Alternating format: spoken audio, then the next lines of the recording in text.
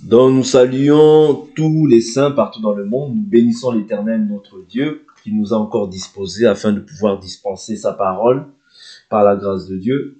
Nous sommes sur un enseignement que nous avions intitulé la parole prophétique, les écrits prophétiques et les prophéties.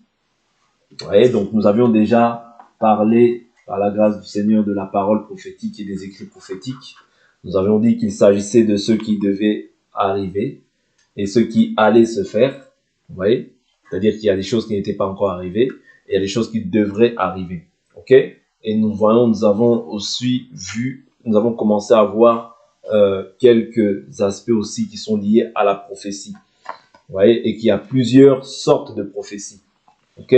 Parce qu'il y a la vraie prophétie et il y a la fausse prophétie. Et nous sommes en train d'essayer d'étudier dans ce chapitre de notre enseignement comment est-ce que nous pouvons discerner une personne qui donne une prophétie qui n'est pas conforme à l'Écriture.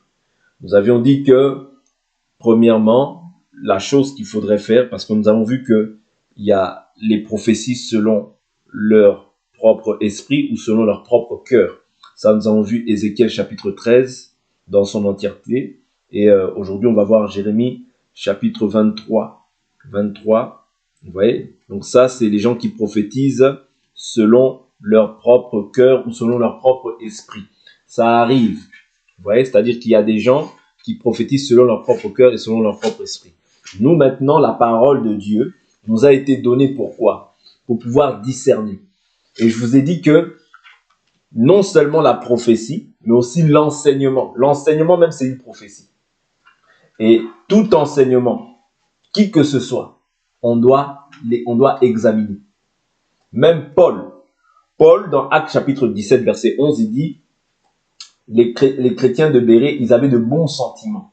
Quels étaient leurs sentiments? Ils examinaient chaque jour ce qu'on leur disait, chaque jour les Écritures, pour voir si ce qu'on leur annonçait était exact. Ça, c'est Actes chapitre 17, verset 11. C'est-à-dire, examiner une écriture ou bien un enseignement, c'est pas un péché. Dire ça, ce que tu dis là, c'est écrit ou c'est pas un péché. On doit pouvoir examiner. Ici, Dieu ne respecte que sa parole. Dieu, il ne respecte que sa parole. Il ne respecte pas la volonté d'un homme. Il ne respecte pas la volonté d'une personne. Dieu, c'est sa parole. Ça veut dire que tout ce qu'on annonce, si ça ne trouve pas de fondement dans ce qui est écrit, on le rejette. Tout, que ce soit l'enseignement, que ce soit une prophétie. Si la prophétie ne trouve pas d'appui, de support biblique, ça devient une pensée humaine. Vous voyez? Voilà pourquoi Paul dit, si même moi, ou si même un ange du ciel, vous annoncez un évangile différent de celui que je vous ai annoncé, qu'il soit anathème, c'est-à-dire qu'il soit maudit. Paul dit même lui, c'est-à-dire même lui, s'il vient demain, il annonce autre chose que ce qu'il a dit, lui-même il est maudit. Ça veut dire l'évangile, Dieu ne fait pas de considération de personne. Oh non, comme ça fait 20 ans qu'il connaît Dieu. Oh non, comme ça. Non, ça pour Dieu, ça importe peu. La Bible nous dit, vaut mieux la fin d'une chose que son commencement. C'est-à-dire que l'important, ce n'est pas ce que tu as fait avec Dieu hier. L'important, c'est d'achever la course dans la conformité à ce qui est écrit. Il n'y a pas de favori. Devant Dieu, il n'y a pas de favoritisme. Devant Dieu, c'est soit tu demeures ou soit tu ne demeures pas. Celui qui n'est pas avec moi est contre moi. Celui qui n'assemble pas avec moi disperse. Ça, c'est le Seigneur qui dit. C'est-à-dire que nous, quand même j'enseigne, vous devez examiner.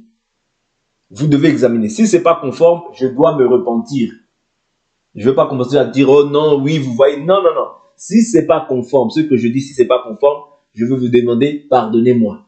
Parce que on doit pas chercher à plaire à qui que ce soit. On doit chercher à plaire à Dieu. Et chercher à plaire à Dieu, c'est marcher dans la conformité à l'Écriture. C'est pour ça, c'est très dangereux d'enseigner la parole si ce que toi tu enseignes, c'est tes propres philosophies ou si c'est ta propre pensée. C'est très dangereux. Parce que lorsqu'on a vu, je prends une écriture qu'on a, Ézéchiel chapitre 13, C'est très dangereux. La Bible nous dit quoi? Parce que quand tu enseignes différemment de ce qui a été posé, tu t'opposes à Dieu. Tu t'opposes à Dieu. Et Dieu va te faire la guerre. Sachez-le bien, je prends une écriture pour prouver ce que je dis. Quand tu annonces une fausse prophétie, quand tu annonces autre chose que ce que la Bible dit, tu t'opposes à Dieu. Je prends une écriture. Ézéchiel 13. C'est pourquoi Paul dit dans 1 Corinthiens 3 que chacun prenne garde à la manière dont il bâtit, car personne ne peut ajouter un autre fondement à celui qui a été posé, à savoir Jésus-Christ. C'est-à-dire on ne peut pas poser les fondements comme nous on veut. Non, il y a déjà un fondement qui est posé. Nous on bâtit seulement dessus. Et on doit prendre garde. Voilà pourquoi Paul, lorsqu'il parle, il dit « Comme un architecte, j'ai posé le fondement. » Vous voyez? Comme un sage architecte. C'est-à-dire, on ne pose pas le fondement en désordre. Oh non, Jésus t'aime, Jésus t'aime, Jésus t'aime. Ça, c'est pas simple. Oui, Jésus t'aime. Mais qu'est-ce que ça veut dire aimer, selon Dieu? Il faut l'expliquer. Vous voyez? C'est-à-dire, on ne pose pas le fondement dans la rigolade. Ce sont les choses sacrées. Ce sont des choses saintes. Dieu est derrière sa parole pour l'accomplir. On ne fait pas de compromission dans l'évangile. La compromission, ça n'existe pas dans l'évangile. Dans l'évangile, c'est pour ça que je dis qu'on ne connaît personne. On ne connaît personne. Vous voyez? Ni mon enfant, ni qui que ce soit. On ne se connaît pas. Dans l'évangile, c'est Dieu et Dieu seul. Ézéchiel, chapitre 13, j'avais dit. Donc Ézéchiel, je crois que c'est après Jérémie. Ézéchiel, chapitre 13. Dieu dit quoi? Ézéchiel, chapitre 13, Dieu dit... La parole de l'Éternel me fut adressée en ces mots. Fils d'homme, prophétise contre les prophètes d'Israël qui prophétisent. Tu diras à ceux qui prophétisent selon leur propre cœur. Vous voyez? C'est-à-dire ils prophétisent selon leur propre cœur. Il dit, écoutez la parole de l'Éternel, ainsi parle le Seigneur l'Éternel. Malheur aux prophètes insensés, ouais, qui suivent leur propre esprit sans avoir rien vu. Donc toi, tu n'as rien vu, mais tu viens, tu dis quelque chose. C'est un blasphème. C'est un blasphème. Devant Dieu, c'est un blasphème. C'est-à-dire, tu insultes Dieu. C'est pourquoi il faut se garder pur. Si, par exemple, là, j'annonce autre chose que ce qui est écrit, ou bien je dis des choses pour plaire aux gens, j'insulte Dieu. C'est un blasphème. Oui. Donc, si, par exemple, quelqu'un n'a rien vu, mais il dit j'ai vu, il veut s'efforcer à voir, alors qu'il n'a rien vu, c'est un blasphème. Il insulte Dieu. Voilà pourquoi, quand on prophétise, ou bien quand on annonce quelque chose, il faut que ce soit réellement Dieu qui t'ait parlé. Parce que sinon, c'est-à-dire que tu t'opposes à Dieu. Parce que là, l'Éternel dit quoi? Ils suivent leur propre esprit sans avoir rien vu. Tels des renards au milieu des ruines. Tels sont tes prophètes, ô Israël. Vous n'êtes pas montés sur les brèches pour protéger la maison d'Israël par une clôture, tenant ferme au combat, au jour de l'Éternel. Leurs visions sont vaines et leurs divinations mensongères. Ils disent oracle de l'Éternel, or l'Éternel ne les a pas envoyés. Vous voyez? Ils feront espérer que leur parole s'accomplira. Les visions que vous avez ne sont-elles pas vaines? Et les prédictions que vous prononcez ne sont-elles pas mensongères? Vous dites oracle de l'Éternel, or je n'ai point parlé. Eh bien, ainsi parle le Seigneur. Puisque votre parole n'est que vanité, et que vos visions ne sont que mensonges, eh bien, me voici à présent contre vous. Vous voyez, c'est-à-dire là maintenant, c'est Dieu lui-même qui est contre ces personnes. Pourquoi? Parce qu'ils parlent au nom de l'Éternel, alors que l'Éternel ne les a pas envoyés. Ils prophétisent, parce que je vous ai dit, la prophétie, elle prend un aspect, même l'enseignement, c'est un aspect de la prophétie. Mais là, il y a la prophétie aussi que Dieu te révèle par vision, par vision, par songe, tout ça. C'est aussi une prophétie qui peut être pour l'Église, pour l'édification. Parce que la prophétie, elle a trois objectifs: édifier, exhorter, consoler. Ok? Donc c'est important. Je prends Jérémie chapitre 23, verset 16. Je crois que j'avais commencé à le prendre hier. Jérémie 23. Alors. Non, je prends Jérémie 28. Jérémie 28. Je prends Jérémie 28, verset 1. La même année, au commencement du règne de Sédécias, roi de Juda, le 5e mois de la 4e année, Anania, fils d'Azour, le prophète de Gabaon, me dit dans la maison de l'Éternel, sous les yeux des sacrificateurs et de tout le peuple. Ainsi parle l'Éternel des armées, le Dieu d'Israël. Je brise le joug du roi de Babylone. C'est-à-dire Israël avait péché. Dieu prononçait des sentences par la bouche du prophète Jérémie en disant que quand le roi de Babylone va venir, vous allez vous soumettre au roi de Babylone et vous ne mourrez pas. Mais vous serez ses esclaves. Ouais, mais vous n'allez pas mourir. Maintenant, lui, c'est-à-dire le faux prophète, il vient, il dit, oh non, je brise le joug. C'est-à-dire le joug, c'est la servitude, ouais, auquel vous êtes soumis, c'est-à-dire au roi de Babylone, c'est-à-dire Nebuchadnezzar. Maintenant, lui, il vient, il annonce une fausse prophétie. Qu'est-ce qu'il dit par la suite? Voilà, Anania, fils d'Azour, le prophète de Gabon, me dit dans la maison de l'Éternel, sous les yeux des sacrificateurs et de tout le peuple. Ainsi parle l'Éternel des armées, le Dieu d'Israël. Je brise le joug du roi de Babylone. Encore 2 années et je fais revenir dans ce lieu tous les objets de la maison de l'Éternel, que Nebuchadnezzar, roi de Babylone, a enlevé de ce lieu et qu'il a emporté à Babylone. Et je fais revenir dans ce lieu, oracle de l'Éternel, Yekonia, fils de Joachim, roi de Juda, et tous les déportés de Juda qui sont allés à Babylone. Car je briserai leur joug du roi de Babylone. Le prophète Jérémie, donc lui, c'était un prophète envoyé de Dieu. Qu'est-ce qu'il dit?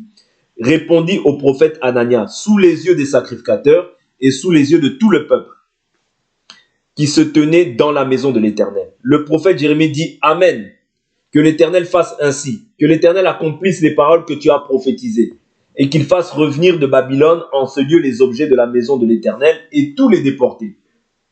Seulement écoute cette parole que je prononce à tes oreilles et aux oreilles de tout le peuple. Les prophètes qui ont paru avant moi et avant toi, depuis toujours, ont prophétisé contre de nombreux pays et de grands royaumes, la guerre, le malheur et la peste. C'est-à-dire les prophètes, lorsqu'ils prophétisaient quoi? La guerre, le malheur et la peste. Pourquoi? Parce que le peuple se détournait de Dieu. C'est-à-dire Dieu, pour les ramener, il envoyait des fléaux.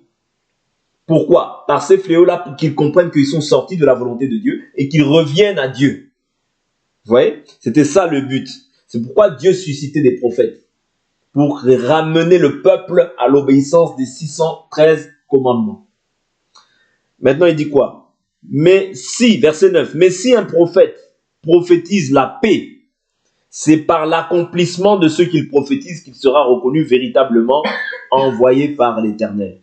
Alors le prophète Anania enleva la barre de dessus le cou du prophète Jérémie et il la brisa. Et Anania dit sous les yeux de tout le peuple, ainsi parle l'Éternel. C'est ainsi que dans 2 années, je briserai de dessus le cou de toutes les nations le joug de Nebuchadnezzar, roi de Babylone, et le prophète Jérémie passa son chemin. Après que le prophète Anania ait brisé la barre de dessus le cou du prophète Jérémie, la parole de l'Éternel fut adressée à Jérémie en ces mots. Va, tu diras à Anania, ainsi parle l'Éternel. Tu peux briser des barres de bois, tu les remplaceras par des barres de fer. Car ainsi parle l'Éternel des armées, le Dieu d'Israël. Je mets un joug de fer sur le cou de toutes ces nations pour qu'elles servent Nebuchadnezzar. C'est-à-dire Dieu avait donné une autorité à Nebuchadnezzar pour qu'il puisse asservir toutes les nations qui sont sous le ciel. C'est-à-dire il avait une forte autorité. Donc il dit quoi? Roi de Babylone, et elles le serviront. Je lui livre aussi les animaux des champs. Et le prophète Jérémie dit au prophète Anania, écoute Anania, l'Éternel ne t'a pas envoyé. Vous voyez? L'Éternel ne t'a pas envoyé. Et tu inspires à ce peuple une fausse confiance. C'est pourquoi ainsi parle l'Éternel. Me voici, je te chasse de la surface du territoire. Tu mourras cette année, car tes paroles sont une révolte contre l'Éternel. Vous voyez? C'est-à-dire là, Dieu maintenant prophétise par la bouche de Jérémie. Il dit, tu mourras cette année. Pourquoi? Parce qu'il sait, en agissant ainsi, c'est un blasphème. Il blasphème contre Dieu et il procure une fausse espérance, une fausse confiance au peuple.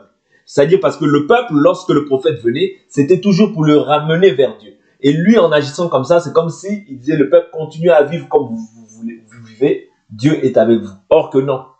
Vous voyez? Or que non. Et le prophète Anania mourut cette année-là, au 7e mois. Vous voyez? C'est-à-dire la prophétie a été donnée et nous avons vu dans Deutéronome chapitre 13 que comment est-ce qu'on pourra reconnaître un prophète envoyé de Dieu? C'est-à-dire que quand il va dire quelque chose et que la chose va s'accomplir, c'est alors que nous pourrons dire que cet homme-là est un prophète venu de l'Éternel. Mais pas seulement. Ça veut dire qu'une personne peut annoncer une chose et cette chose-là, elle est exacte. Mais si par après, ça c'est Deutéronome chapitre 13, si par après, il te dit, bon, allons adorer d'autres dieux, tu dois savoir que là, c'est Dieu qui te met à l'épreuve pour savoir si tu l'aimes de tout ton cœur. Ça veut dire une autre adoration, c'est un autre culte, un autre Dieu, une autre manière de servir l'Éternel.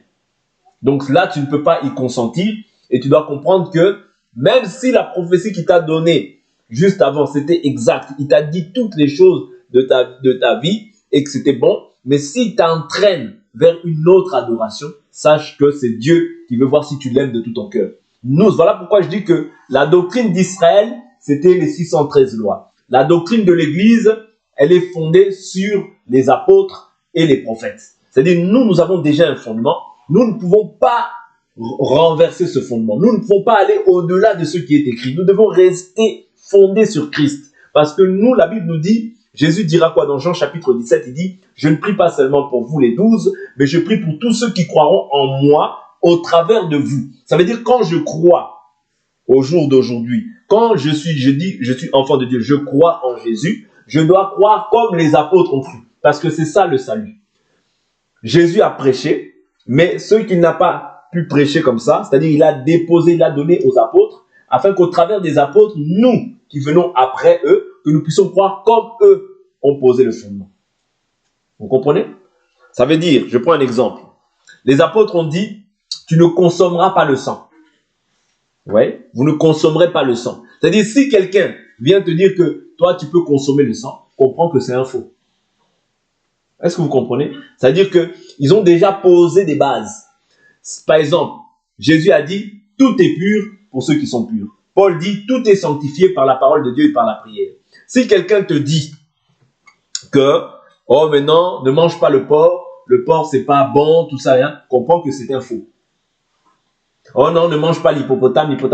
La Bible nous dit, tout ce que Dieu a créé est bon, pourvu qu'on le prenne avec action de grâce. C'est tout. Donc tout, si quelqu'un veut manger un serpent, il a le droit. C'est pas un péché. Parce que Jésus a déclaré tous les animaux, tous les aliments purs. Ouais.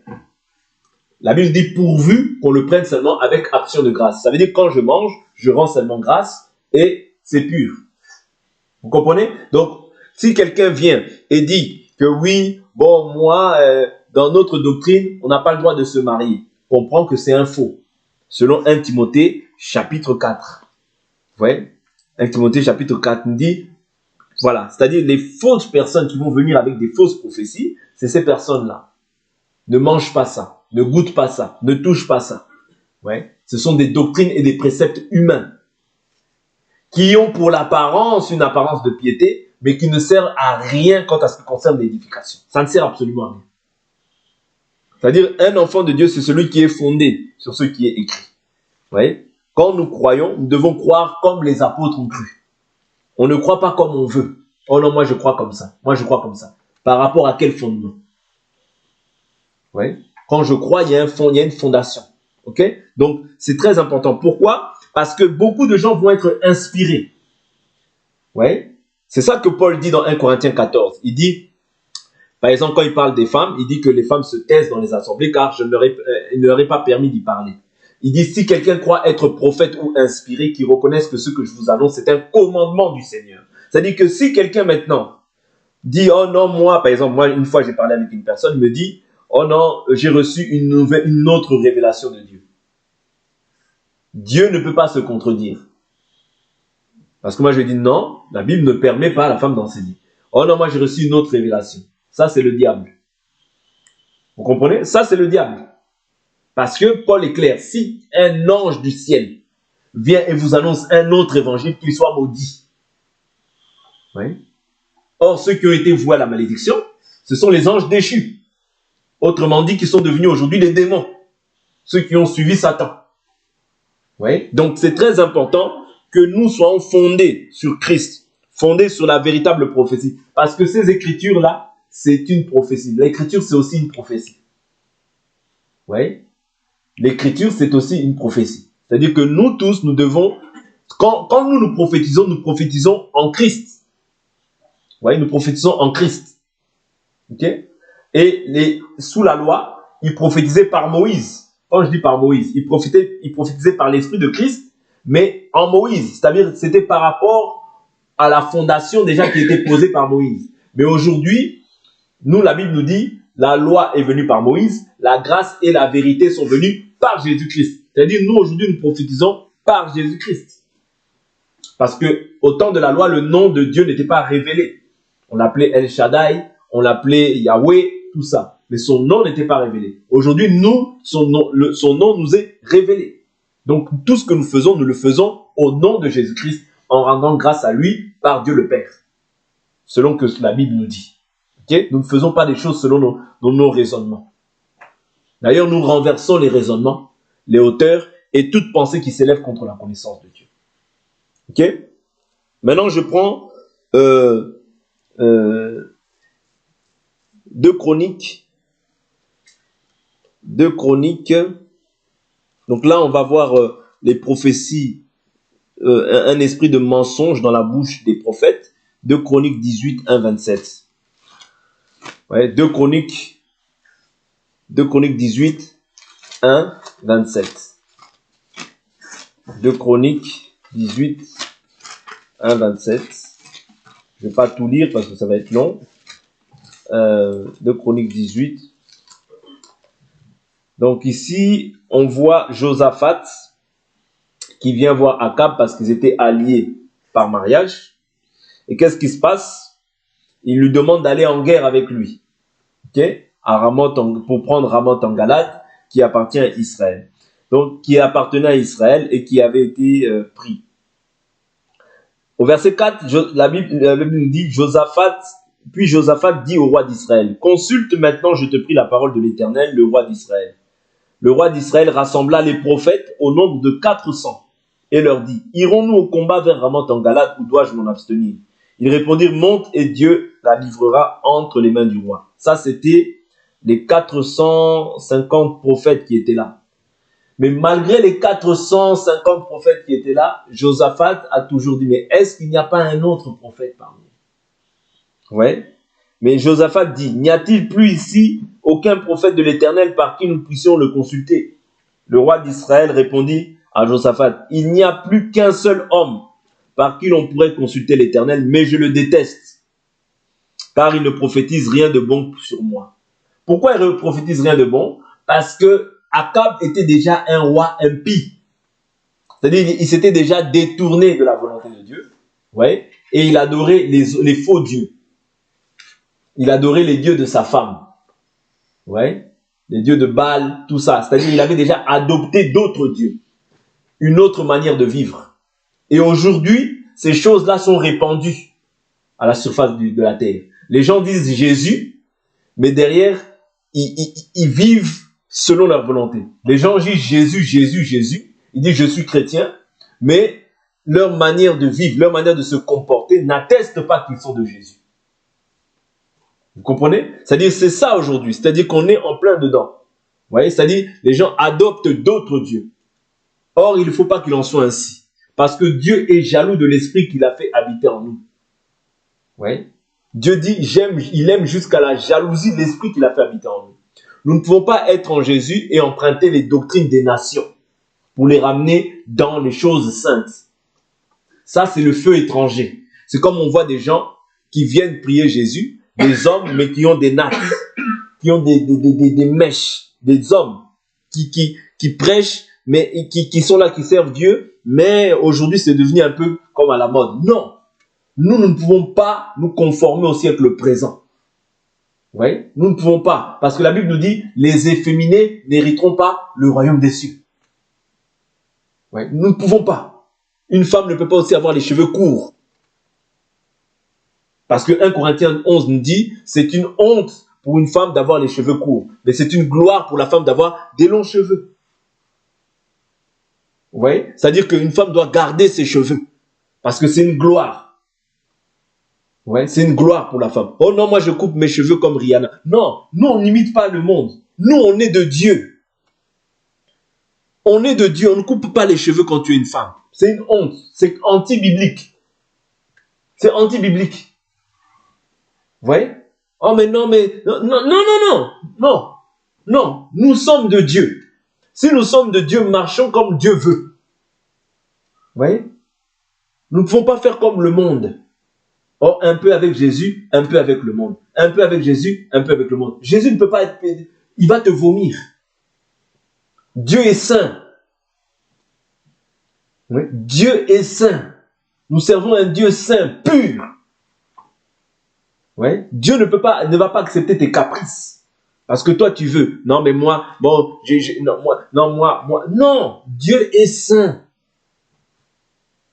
Ouais. La sainteté, c'est ça. Nous tous, nous sommes pareils. Devant Dieu, nous tous, nous sommes pareils. Nous tous, devant Dieu, nous sommes pareils. Il n'y a pas un extra. Quelqu'un que Dieu va aimer plus que l'autre. Non. Nous tous, nous sommes au même piédestal devant Dieu. Et nous devons tous nous conformer à la volonté de Dieu. Ouais. Nous devons tous nous conformer à la volonté de Dieu. C'est ça, c'est ça qui arrive aujourd'hui. C'est-à-dire, il a adopté les dieux de sa femme. Aujourd'hui, les gens veulent un évangile light. Un évangile qui est... Non. L'évangile vient pour tuer ta chair. L'évangile vient pour tuer les désirs de la chair. La Bible nous dit, le Fils de Dieu est apparu afin de détruire les œuvres du diable. Dieu ne vient pas collaborer avec les œuvres du diable. Dieu vient détruire pour rebâtir en toi un homme nouveau, selon l'esprit et non selon la chair. Oui. C'est pourquoi, lorsque, je prends un exemple qui me vient à l'esprit, lorsque Israël avait perdu le combat contre les Philistins ont pris l'arche de Dieu, ils l'ont ramenée dans le temple de Dagon. Dans le temple de Dagon, Dagon a fléchi les genoux. Dagon est tombé c'est-à-dire, il est tombé face contre terre. Oui, face contre terre.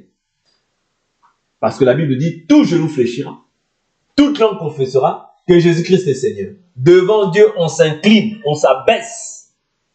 Devant Dieu, il n'y a personne qui peut lever la tête. Personne. Devant Dieu, on s'abaisse tous. Il n'y a pas quelqu'un qui est extra. Oh non, moi. Il n'y a pas de moi devant Dieu. Devant Dieu, on est tous des enfants. Oh, moi j'ai 90 ans. Devant Dieu, tu es un enfant. Oh, d'ailleurs, moi je suis parlé. Devant Dieu, tu es un enfant. Oui, nous sommes tous des enfants devant Dieu. Et nous devons nous humilier devant Dieu. Parce que la grandeur devant Dieu passe d'abord par l'humilité. Quand tu t'humilies devant Dieu, Dieu t'élève. Mais quand tu veux t'élever devant Dieu, Dieu t'abaisse. Comprenez? Donc ici, 2 Chroniques 18, il dit au verset 7, le roi d'Israël répondit à Josaphat, il n'y a plus qu'un seul, mais je le déteste. Pourquoi? Parce qu'il ne prophétise rien de bon. Quand quelqu'un vit mal, Dieu ne peut pas envoyer des bonnes prophéties à son égard. Parce que Dieu n'est pas un homme pour mentir, ni le fils d'un homme pour se repentir. C'est-à-dire quand Dieu châtie tout fils qu'il agresse. C'est-à-dire quand Dieu veut te châtier, il doit d'abord c'est-à-dire Dieu te châtie pour te ramener dans sa volonté. Dieu ne te châtie pas pour te châtier. Non, Dieu te châtie pour que te ramener en fait sur le chemin. Vous comprenez? Donc il dit, c'est Michée, fils de Imla. Josaphat dit que le roi ne parle pas ainsi. Alors le roi d'Israël appela un des eunuques et dit, fais venir tout de suite Michée, fils de Imla. Le roi d'Israël et Josaphat, roi de Juda, siégeaient chacun sur son trône. Revêtus de leurs habits royaux, ils siégeaient sur l'aire à l'entrée de la porte de Samarie, et tous les prophètes prophétisaient devant eux. Sédécias, fils de Kenana, s'était fait des cornes de fer et dit, ainsi parle l'Éternel, avec cela tu donneras des coups aux Syriens jusqu'à leur extermination. Vous voyez, ça c'était les faux prophètes. Les faux prophètes. Mais il dit, tous les prophètes prophétisèrent de même en disant, monte à Ramoth en Galade, tu auras du succès et l'Éternel la livrera entre les mains du roi. Le messager qui était allé appeler Michée lui parla ainsi. Voici que les prophètes sont unanimes pour dire du bien au roi. Que ta parole s'accorde avec la leur, tu diras du bien. Vous voyez? Les flatteurs. Les flatteurs. C'est ça que les gens aiment. Les gens aiment les flatteurs. Non. Nous ne sommes pas là pour flatter. Nous sommes là pour annoncer la vérité. Oui? Nous ne sommes pas là pour flatter quelqu'un. Nous sommes là pour annoncer la vérité pour que demain nous soyons dans le royaume de Dieu. La flatterie n'apporte jamais rien. Parce que même si on l'a flatté, mais quand il est parti en guerre, il est mort. Oui? De même, aujourd'hui, si tu acceptes un faux évangile, tu vas mourir. Tu acceptes un faux évangile, tu vas te consoler dans ta chair. Oui, je suis en Jésus, je suis en Jésus. Mais tu mourras demain. Pourquoi? Parce que tu ne prends pas plaisir à la vérité, mais tu prends beaucoup plus plaisir au mensonge. Et c'est ça que la Bible nous dit. La Bible nous dit, Dieu, puisqu'ils n'ont pas eu l'amour de la vérité, Dieu leur a envoyé quoi? Une puissance d'égarement pour qu'ils croient au mensonge, afin qu'ils soient jugés pour ne pas avoir pris plaisir à la vérité, mais avoir pris plaisir au mensonge. C'est-à-dire, un enfant de Dieu doit s'efforcer à aimer la vérité. Même si la vérité, ça fait mal. On n'a jamais dit que la vérité, c'est facile. La vérité, ça fait mal. C'est dur à accepter. Oui, Dieu le sait. Mais néanmoins, tu le fais parce que demain, tu as l'espérance que tu seras auprès de ton Créateur. Tu souffres aujourd'hui avec Jésus, tu hériteras aussi avec Jésus. Tu veux te plaire aujourd'hui dans le monde, tu n'hériteras pas avec Jésus. Celui qui veut garder sa vie, la perd. Mais celui qui perd sa vie à cause de moi et à cause du royaume, la retrouve. Oui? Tu perds aujourd'hui, tu gagnes demain. Tu veux gagner aujourd'hui, tu perds demain. Et tu ne sais pas ce qu'un jour peut enfanter. Tu ne sais pas. Aujourd'hui, on peut être là, demain, tu n'es plus là. On peut parler là. Dans 10 minutes, on nous appelle, il n'est plus. Parce que c'est ça, la vie d'un mercenaire. Oui? Nous sommes des passagers et des pèlerins. Voilà pourquoi nous ne devons pas nous préparer, mais nous devons être prêts. Nous devons être prêts chaque jour, chaque minute, chaque heure. Parce qu'on ne sait ni le jour, ni l'heure où le Seigneur va revenir. Des fois, on peut faire des projets, des programmes. Est-ce que tu es sûr que le programme là, il va aboutir? Est-ce que tu sais si demain tu seras là? Tu ne sais pas. Oui. Voilà pourquoi notre foi, je vous le dis depuis le début de cet enseignement, notre foi c'est aujourd'hui. C'est aujourd'hui. Hébreux chapitre 3. Ouais. Aujourd'hui, si vous entendez sa voix, n'endurcissez pas vos cœurs. Je finis au chapitre 18 et je vais terminer sur ce passage.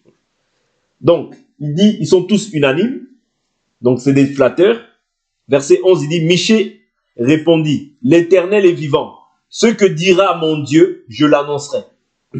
Lorsqu'il fut arrivé auprès du roi, le roi lui dit, Michée, irons-nous au combat vers Ramoth en Galate, ou dois-je m'en abstenir? Il répondit, montez, vous aurez du succès, et ils seront livrés entre vos mains. Mais le roi, vous voyez, le roi, tellement il connaît Michée, il dit, mais le roi lui dit, combien de fois me faudra-t-il te faire jurer de ne me dire que la vérité au nom de l'Éternel? C'est-à-dire, le roi sait que, au fond de lui, il sait que ces autres-là, ce sont des faux prophètes. Il sait, au fond de lui, il sait que tout ce qu'ils me disent là, ce sont des faux. Mais Michée, il va me dire la vérité. Il sait, parce que quand Michée lui dit, oh va, tu vas vaincre, il dit, oh Michée, combien de fois je t'ai dit de me dire la vérité au nom de l'Éternel? Et là, maintenant, il lui dit, qu'est-ce qu'il lui dit? Il lui dit, quoi? Il dit, au verset 16, il dit, Michée répondit, j'ai vu tout Israël disséminé sur les montagnes, comme des brebis qui n'ont point de berger. Et l'Éternel dit, ces gens n'ont pas de Seigneur, que chacun retourne en paix dans sa maison. Le roi d'Israël dit à Josaphat, ne te l'ai-je pas dit? Il ne prophétise sur moi rien de bon. Ouais, rien de bon, mais seulement du mal. Alors Michée dit, eh bien oui, écoutez la parole de l'Éternel. J'ai vu l'Éternel siégeant sur son trône. Vous voyez, là maintenant c'est Dieu lui-même qui prend la chose. C'est Dieu qui envoie un esprit de mensonge dans la bouche de tous les prophètes. C'est Dieu. Là, c'est pas... Non, c'est Dieu lui-même. Parce que Dieu, c'est le Dieu de tout esprit et de toute chair. Même Satan est au service de Dieu. Je répète, même Satan et les démons sont au service de Dieu, mais pour faire le mal. Est-ce que vous comprenez? Parce que là, ici, qu'est-ce qu'il dit par la suite? Il dit, alors Michel dit, eh bien, oui, écoutez la parole de l'Éternel. J'ai vu l'Éternel siégeant sur son trône et toute l'armée des cieux se tenant à sa droite et à sa gauche. Ouais, toute l'armée des cieux. Ouais, à sa droite et à sa gauche. L'Éternel a dit, qui séduira Akab? Qui séduira Akab, roi d'Israël, pour qu'il monte à Ramoth en Galade et qu'il y tombe? Ils répondirent l'un d'une manière, l'autre d'une autre. Alors un esprit sortit, se tint devant l'Éternel et dit, moi je le séduirai. L'Éternel lui dit, comment? Je sortirai, répondit-il, et je deviendrai un esprit de mensonge dans la bouche de tous ses prophètes. Or, le père du mensonge, c'est qui? Le diable. C'est le diable. D'accord? Donc ça, c'est un esprit mensonger. Vous comprenez? Comme c'est toute l'armée des cieux. Dieu, c'est le Dieu de tout esprit, de toute chair. L'esprit dit, moi, je vais sortir, je serai un esprit de mensonge dans la bouche de tous ces prophètes. L'Éternel dit, tu le séduiras et tu réussiras bien à le séduire. Sors et fais ainsi. Et maintenant, voici que l'Éternel a mis un esprit de mensonge dans la bouche de tes prophètes. Que voici, et l'Éternel a décrété un malheur contre toi. Vous voyez? Quand on sait qu'on ne vit pas bien, il faut éviter d'aller en guerre. Ici, la guerre, je l'exprime comme le fait même de... C'est-à-dire, quand on sait qu'on a un problème avec Dieu, il faut d'abord arranger avec le Seigneur.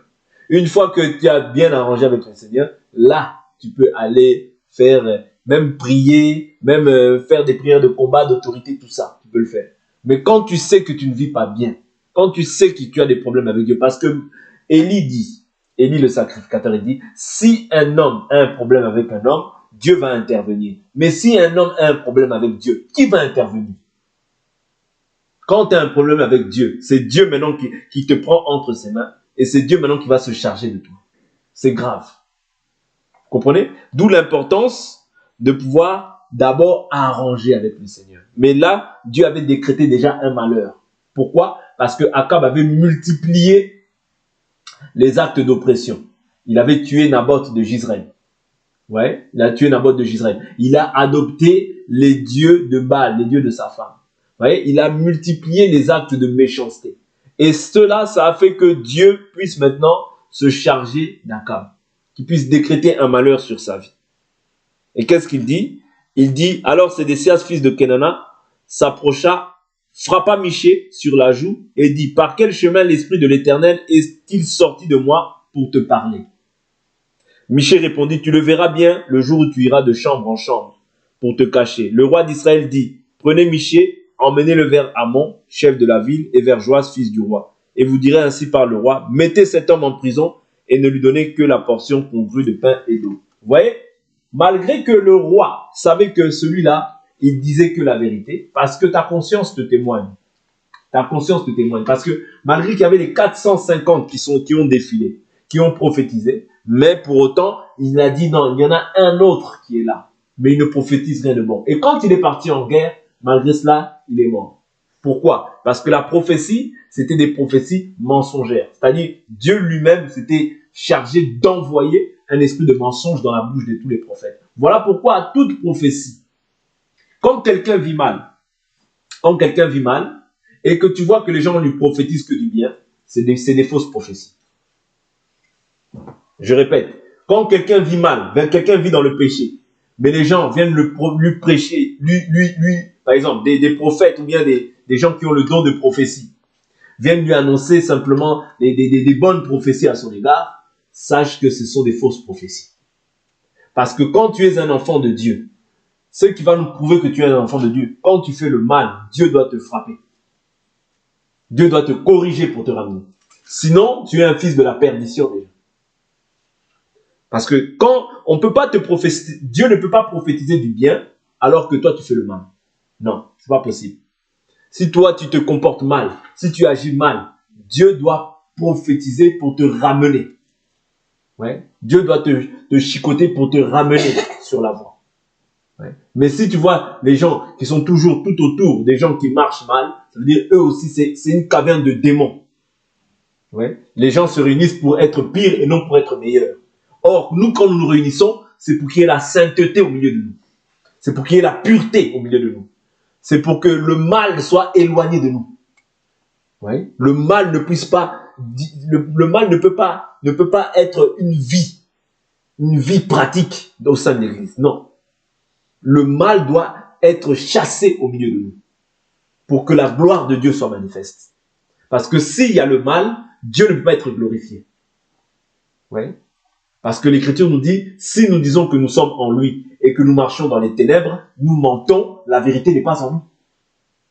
Donc, ce qui prouve à suffisance que cette prophétie, c'est une fausse prophétie, c'est parce que la personne vit mal et que les faux prophètes sont là à lui annoncer des prophéties qui attendrissent sa chair.